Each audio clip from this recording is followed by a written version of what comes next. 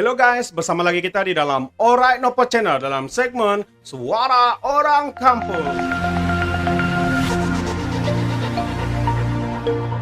Alright guys, so sebelum kita teruskan, jangan lupa tekan butang subscribe, like, dan share. Kembali kita tonton berita panas hari ini. Oke guys, seperti tadi kita mendengar bagaimana Perdana Menteri Ismail Sabri mengumumkan barisan kabinet Kerajaan Perikatan Nasional 2.0. Namun apa yang mengejutkan apabila rakyat mendengar mereka mengatakan kerajaan ini kerajaan copy paste daripada Perikatan Nasional 1.0. Mari kita ikuti berita seterusnya. 27 hari bulan Ogos 2021.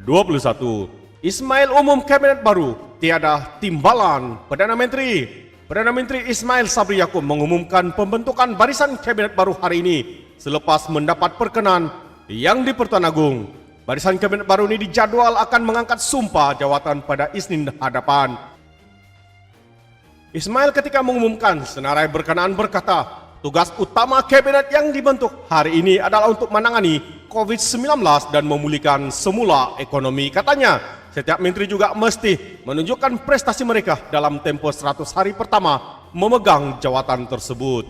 Sila berikan komen Anda. Tidak ada jawatan timbalan Perdana Menteri diwujudkan. Bagaimanapun Ismail mewujudkan jawatan 4 Menteri Kanan seperti mana yang pernah dilakukan ketika pentadbiran Muhyiddin Yassin sebelum ini. Berikut adalah senarai kabinet baru Perdana Menteri Ismail Sabri Yaakob. Menteri di Jabatan Perdana Menteri. Yang pertama Agama Senator Idris Ahmad. Daripada PAS Undang-Undang Dr. Wan Junaidi Tengku.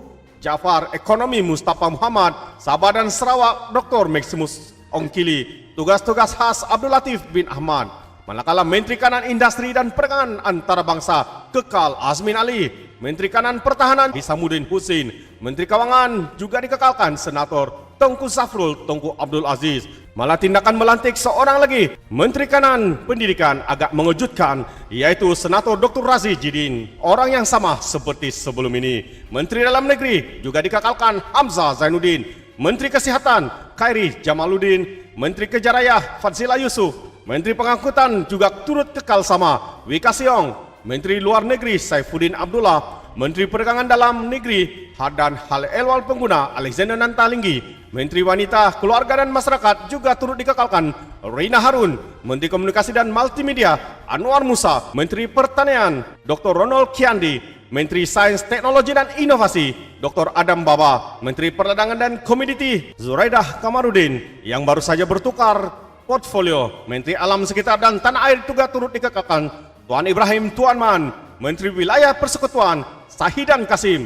Menteri Pengajian Tinggi Noraini turut kekal. Menteri Tenaga dan Sumber Asli Taqiyuddin, yang mana beliau bersebelum ini adalah Menteri Hal Ehwal Undang-Undang di dalam Parlimen, kini ditukarkan di Menteri Tenaga dan Sumber Asli karena beliau seorang menteri yang dibenci oleh seluruh rakyat. Menteri Pembangunan Luar Bandar Mazhir Khalid.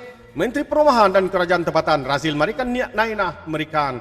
Menteri Pembangunan Usahawan dan Koperasi No Omar. Menteri Pelancongan Kesenian dan Budaya Nancy Sukri turut kekal sama. Menteri Perpaduan Halimah Sadiq.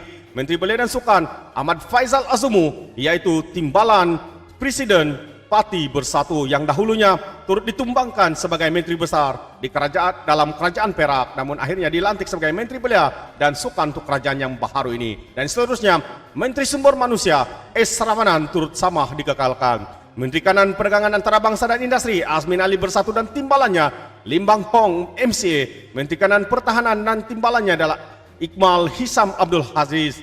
Menteri Kanan dan timbalannya adalah Atur Joseph Kurup PBRS. Menteri Kanan Pendidikan dan timbalannya adalah Mahasun dan Edin Sas. Dan juga Menteri Keuangan timbalannya adalah Muhammad Syahar Abdullah Yamani Hafiz Musa. Menteri Kesihatan timbalannya Dr. Nur Azmi Ghazali daripada Bersatu dan Aaron Go Dagang dari GPS. Dan timbalan bagi Menteri Sains Teknologi dan Inovasi daripada menterinya ada Adam Babah yang dikenali sebagai Menteri Air Suam, dan timbalannya adalah Ahmad Amzad Hisam daripada Parti PAS. Jadi saudara dan saudari, apabila kita melihat kepada dikatakan kabinet yang baharu ini, ya sebenarnya bukan baharu karena rakyat sendiri menganggapnya sebagai copy paste daripada Kerajaan Perikatan Nasional 1.0 dan akhirnya Kerajaan Perikatan Nasional 2.0 hanya berubah sedikit sahaja. Dan jumlah menterinya boleh dianggap sebagai menteri yang masih berskala besar. Jadi saudara dan saudari, fikirkan dan sekali lagi terima kasih kerana mendengar dan menonton